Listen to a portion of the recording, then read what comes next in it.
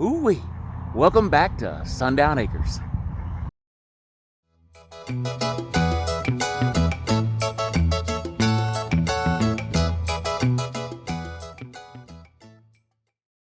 So I actually come in to clean the chicks' bedding, and look who was sitting on the side of the container. So she's fixing to get her little wings clipped, and I'm gonna put them in this other little container so I can get this thing cleaned out.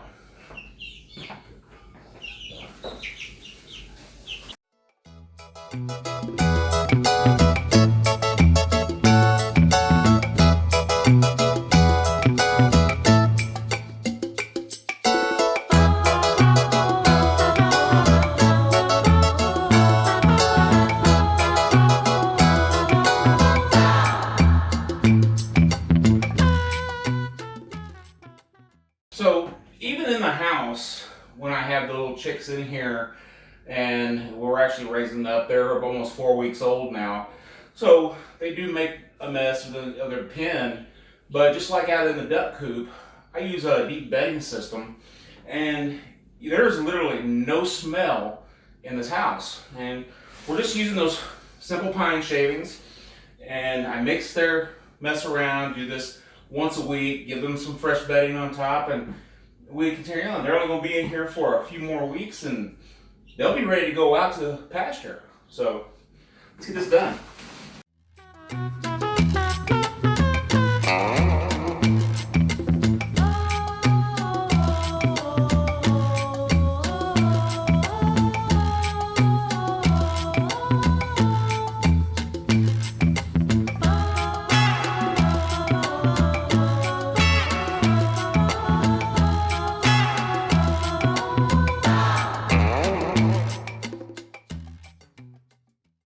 Come here, little girls.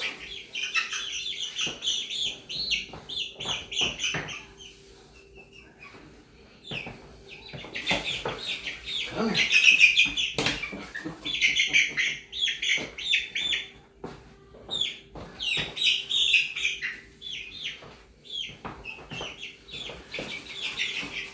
Come on.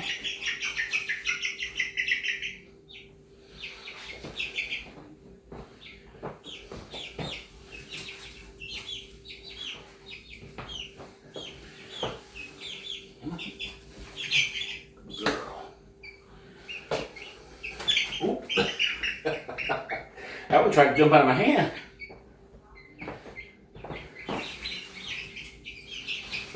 All right, bedding's all made, everything's clean, fresh food, fresh water. Let's move on to the next chore.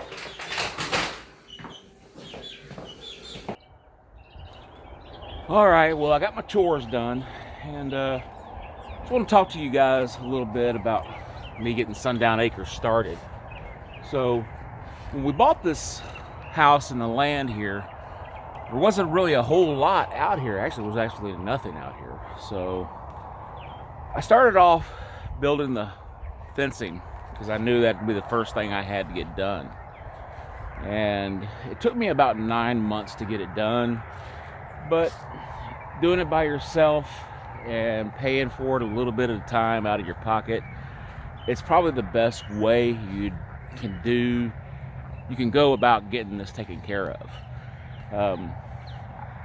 I did it a little piece at a time, working on a Saturday and a Sunday sometimes, trying to get a little piece of it done at a time. And I didn't build a traditional style sheep fence. I went with the horse fence because I knew I was going to be getting the ducks, and I didn't want them to be able to fit right through the fence. So they stay out to pasture every day. They go out, I let them out in the morning. They go out and they play around in the pasture all day long, eat and help keep the parasites down, eating the bugs, eating the grass. But back to the fence, it took me about 9 months to really build this and to complete it. And I decided to go with this style fence just specifically for the ducks, because I knew that when I got this started, that I was going to have ducks, and then I was actually going to do a specific breed of duck. And it's going to take several years really to get this farm up and running the way I would really like to have it going. And this is actually my retirement plan. So I worked for a city down in the Houston area for 22 years, retired from them, and came up to the Dallas area and was offered a job up here, and bought this little place out here, and it had a little rinky-dink 2-foot fence going around this place, and it was a really, really bad setup. So got the neighbor kid, and he helped me tear what was there down, pull up all the little cheap posts that they had put in there, and we went about, I went about setting on my post, buying a piece at a time, 10 posts here, 10 posts there, a roll of fence here, and we actually had to do a couple of splices throughout the fence, but it got done, and it's really a sense of accomplishment when you are able to take care of something on your own. It's a matter of staying hard at it. It's tiring work, I'm not going to lie to you, especially when you're going about, because on the goats, you want them to push against your fence. So your fence has to go on the inside. So when you put the post in backwards, then you have to go back and pull them all back out and do them again. Well, it makes for a long day. And it actually happened to me a couple times, not paying attention to what I was doing. But I walk around the fence every day, making sure we don't have any problems, make sure I can maintain it. These goats, they will actually push against this fence every day. It's like a scratching post to them. So I actually, on the corners, I didn't do a traditional style corner either. I used a system called wedge lock, and I found it to be the easiest way for me to do a corner out of T-post. Now, a T-post is $6, $7, $8 compared to a wooden post, which is, $10, $12, $14. And especially with the price of wood going up, the price of those posts are going up. So let me show you how one of these wedge lock systems works. It actually has, you can buy a complete kit, and basically what it does is it has a sleeve that slides down over top of it, and each one of your posts slides down and it goes down into another sleeve on the bottom. Very simple to do, and once you get that thing in there, it's not going anywhere. But like I said, I walk the fence line every day. I don't have a whole lot of fence line to walk, but it still needs to be done every day. Make sure I don't have any coyotes trying to dig through. I try to keep the fence line as clean and clear as I possibly can. This fellow back here, he's his field for hay, and I'll probably actually be buying my hay from him. That way he can just dump it over the fence, and I can roll it into the hay feeder that I made. And this is like I said, this is the OK brand wire horse fence, and those ducks, they can walk this field, do all the things that they need to do to stay healthy. And the chickens will be out here pretty soon. They're getting big, as y'all probably saw earlier, but they are getting pretty good size.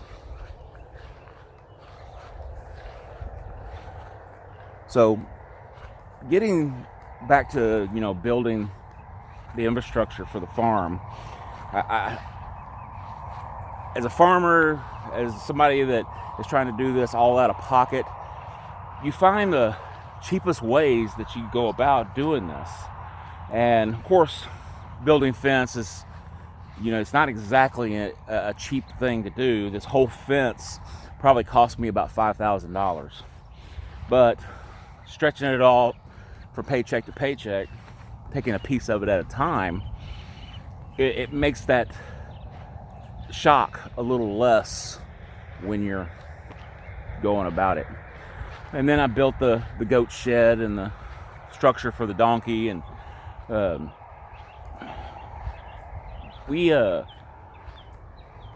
did that as most cost effective as I possibly could. You'll buy some of those metal buildings and they run into thousands of dollars, you know, and yeah, they look nice and they're terrific, but when you're a poor man, you do what you got to do it a piece at a time. When I was growing up, we wasn't rich.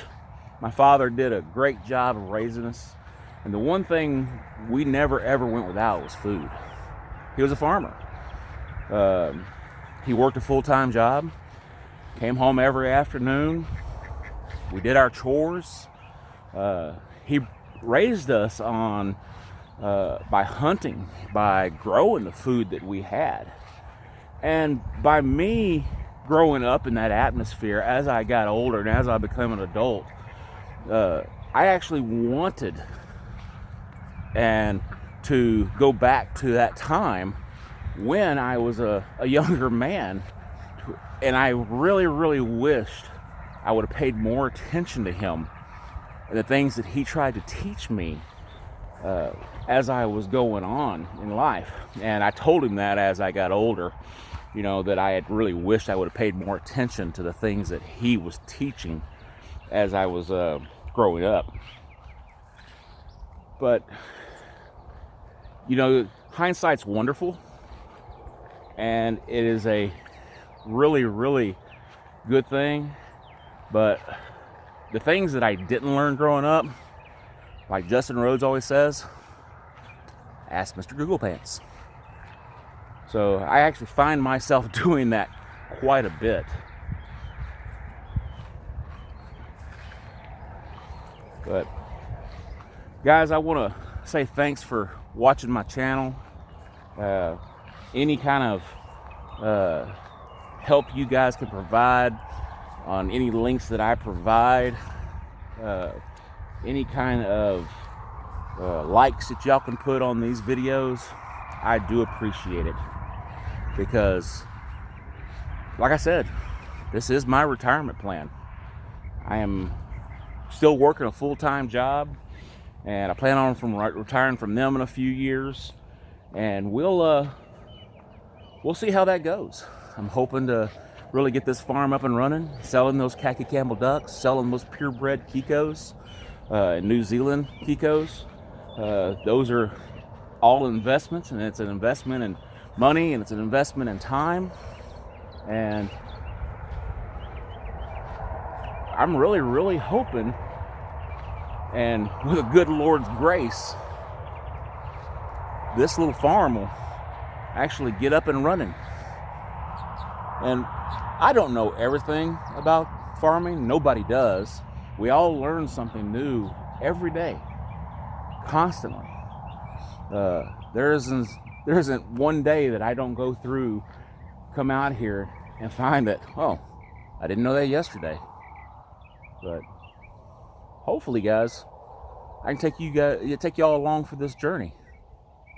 And we're just getting started. So thanks for visiting Sundown Acres, and we'll see y'all next time.